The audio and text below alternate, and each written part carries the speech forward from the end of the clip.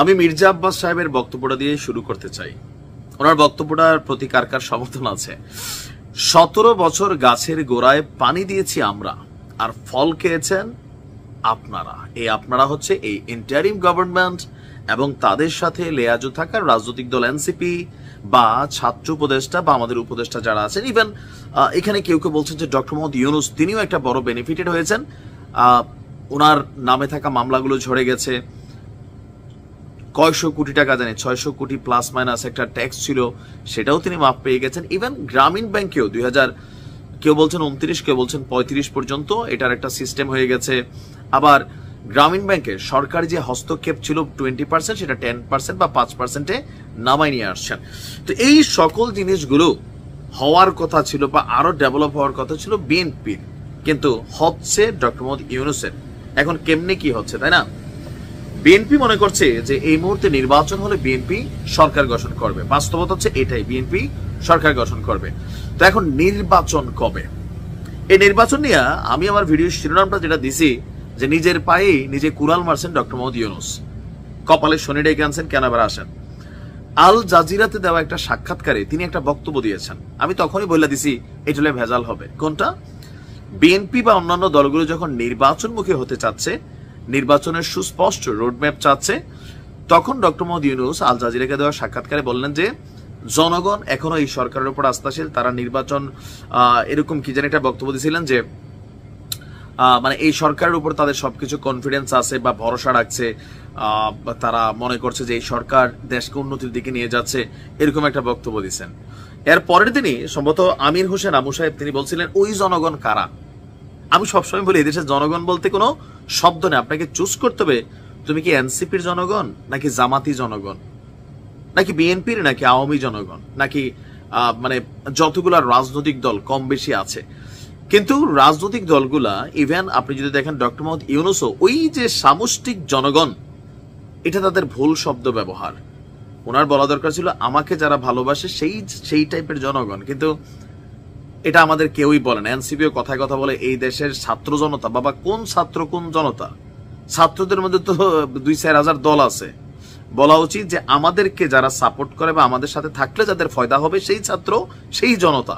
কারণ সবাই দলের মধ্যে ওই অ্যাক্টিভিটি দেখায় যাদের এখানে ফায়দা আছে এবং তাদেরকে দিয়ে তাদের মাশাআল্লাহ হয়তো ইনকাম চলে। কারণ পলিটিক্স একমাত্র জিনিস বাংলাদেশে রাতারাতি আপনার পয়সা আসমান থেকে ফাইরা আইনা দিবে। আপনি দেখেন হান্নান মাসুদ, ওয়াও, হ্যাঁ, তারপর আপনি দেখেন নাহিদ, ওয়াও, আসিফ, ওয়াও, হ্যাঁ, এরকম প্রত্যেকের কিন্তু ওয়াও অবস্থান হয়ে গেছে। আরমানি ব্র্যান্ডের জিন্স পরতেছে, আপনি ড্রেস আপ দেখেন কই থেকে কই গেছে।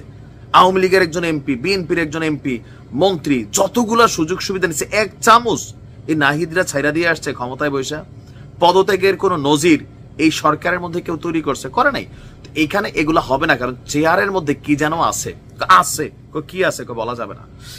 এখন ডক্টর মোহাম্মদ ইউনূসের এই বক্তব্যটায় তারেক রহমানের গতকালকের যে বক্তব্য আপনি যদি বোঝেন, ঘন্টা কিন্তু বাইচা গেছে। কোন ঘন্টা? ধৈর্য শেষ, গো ফর অ্যাকশন বা রেডি ফর অ্যাকশন। গত বছর থেকে বিএনপির মহাসচিব মির্জা ফখরুল ইসলাম বলছিল যে 5ই আগস্টের মতন আরেকটা পরিস্থিতি তৈরি হইতে পারে। তখন আমরা বুঝি নাই, এখন বুঝতেছি। আর সেটা তাদের চুল এমনি পাকে নাই। তারেক রহমানও বলছিল এইবারের নির্বাচন সাধারণ নির্বাচন হবে না, খুব কঠিন একটা হবে। তখন বুঝি নাই, এখন বুঝছি। এখন তারেক রহমান গতকালকে শ্রমিক দিবস উপলক্ষে, মে ডে উপলক্ষে তার এক বক্তব্যের অংশ বলছেন অন্তর্বর্তী সরকারকে বিএনপি সহ অন্যান্য রাজনৈতিক দলগুলো পূর্ণ সমর্থন দিয়ে গিয়েছিল, বাট এখন এই কন্টিনিউ সমর্থন দেওয়া আর উচিত হবে কিনা বা উচিত না। জনগণের একাংশ মনে করছে, যে আবার তিনিও বলছেন জনগণ মানে বিএনপি পন্থী জনগণ মনে করছে বা জামাতের অনেকে চাইছে, আর বিভিন্ন যে রাজনৈতিক দলগুলো আছে নির্বাচন চাচ্ছে। তার বক্তব্য হচ্ছে যে এখন জনগণ মনে করছে যে একটা নির্বাচিত সরকারের দিকে আসলে ধাবিত হওয়া উচিত। মানে এই যে সমর্থন, কঠোর সমর্থন যেটা ছিল, এটা এবার এইভাবে দেওয়ার আর সুযোগ নাই। তো সুযোগ নাই মানে কি? আপনি দেখেন বাংলাদেশের যে কোনো রাজনৈতিক দল ক্ষমতা গ্রহণের মানে 4 দিন পর থেকেই বিরোধী দলের ঠেলায় একটা ঝামেলায় পড়ে থাকে। কিন্তু ডক্টর মোহাম্মদ ইউনূস একমাত্র ব্যক্তি যিনি গত 8-9 মাস প্রত্যেকটা রাজনৈতিক দলের প্রত্যেকটা সদস্যদের সমর্থন পাইছেন। এখন সমর্থন না পাইলে কি হবে? অনেকে মনে বিষয়টা বোঝেন নাই। ধরেন কালকে বিএনপি একটা ডাক দিয়ে মাঠে নেমে গেল, পুলিশ গেল সেখানে লাঠিচার্জ করতে। পুলিশ টেনশনে পড়বো, 3 দিন পরে বিএনপি ক্ষমতায় আসবে, এখন কি লাঠি দিব নাকি দিব না? এই সুযোগে আবার পুলিশকে মাইট দেওয়া হইতে পারে, সরকারের হরতাল তৈরি হয়ে যেতে পারে, অবরোধের ডাক আসতে পারে, ইউনূস সরকার চিপায় পড়ে যাবে। এটা হচ্ছে বাস্তব। দেখেন, আওয়ামী লীগের সরানো সোজা ছিল, বিএনপির সাথে পাঙ্গা নিয়ে এই সরকার কখনোই টিকবে না। এটা আমরা ফিল করতে পারি, বলতে পারি। কেন? এই সরকারের সমর্থন বলতে আপনি এনসিপির গুটি কয়েক নেতাকর্মী ছাড়া জনগণ, আসলে কোন জনগণ বলবো, ফাগলতে দেশে দল করে এই পন্থী যারা, তারারে সারা বাংলাদেশে গণলে 3% পাওয়া যায় কিনা আমার এখন সন্দেহ আছে। বাট দ্য সিস্টেম, তারা ঢুইকা আছেন। তো এই 3 থেকে 5% জনগণ আর বিএনপি ফ্রন্ট ফেসে দাঁড়ানো, এইটা কখনোই সামাল। আওয়ামী লীগ তো আছেই, প্রয়োজনে বিএনপি সাইজা মাঠে নামবে, কারণ ইউনূস সরকারের প্রতি আওয়ামী লীগের বা এই যে এনসিপি যারা আছেন নেতাকর্মীরা, তাদের প্রতি যেই মানে মনোভাব দেখেন নাই। শেখ হাসিনার 227টা মার্ডার করার লাইসেন্স হয়ে গেছে। কেন? কারণ তিনি বলছেন এক মামলায় ফাঁসি হবে, 227টাতে তো ফাঁসি হবে, সাজা তো একটাই। সুতরাং 227টা মাইরাইলামও। কখন বলছে? ভারত থেকে বলছে। কেন?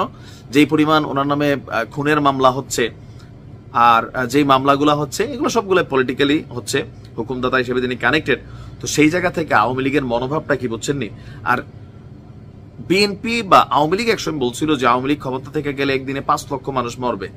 ওইটা মরছে না মরছে, আওয়ামী লীগ রিটার্ন আসলে এনসিপি বা সমন্বয়ক বৈষম্য বিরুদ্ধে 3%। শেখ হাসিনা যদি 1 লাখ, আমি 227, তাহলে বাকিদের অবস্থা কি চিন্তা করেন? আর এটা অবশ্যই এনসিপি এদের জন্য খুবই রেড অ্যালার্ট থাকবে। তো নানান কিছু ঘটবে। এই মুহূর্তে বিএনপিকে ওভারটেক করা সরকারের পক্ষে সম্ভব না। তা আমার ধারণা ডিসেম্বরের মধ্যে নির্বাচন আসলে হইলেও হয়ে যেতে পারে। আর ডক্টর মোহাম্মদ ইউনূসের এই বক্তব্যগুলোকে রাজনৈতিকভাবে যারা আছেন তারা খুবই টেনশনে পড়ে যান যে আসলে উনি চাই কি। ওনার বক্তব্য তো উনি আরো দীর্ঘদিন ক্ষমতায় থাকার চিন্তা। সংস্কার কোথায় হচ্ছে? বিএনপির বরাবরই প্রশ্ন, মানে কি সংস্কার হচ্ছে? আমরা কাগজ কলমে শুনতেছি সংস্কার, বাট হোয়াট? হ্যাঁ, অনেকে পয়সাওয়ালা হয়ে গেছে সংস্কার করে, যেমন চপ্পল পরা লোকেরা এখন আরমানি ব্র্যান্ডেড জিন্স পরে, সিম্ফনি চালায় না, পোলাপেন আইফোন 16 প্রো চালায়। এখানে সংস্কার হয়েছে, কিন্তু রাষ্ট্রের আভ্যন্তরীণ সংস্কারে আমার কাছে মনে হয় অনেক দিক পজিটিভ হয়েছে, নেগেটিভও হয়েছে। বাট একটা দৃশ্যত, একটা স্ট্রাকচারাল সংস্কার আলোচনার মধ্যে আছে। জাতীয় ঐকমত্য কমিশন মানে এই গ্রুপ মানে ওই গ্রুপ মানে না, বাট এস্টাবলিশড কোনটা হয়েছে? এই প্রশ্ন আমার না ভাই, ভাববেন না যে তুই তো বেটা বলবি। না না, এগুলো বিএনপির নেতারা দিন রাতি একই কথা বলে, ফেনা তুল্লা লাইছে।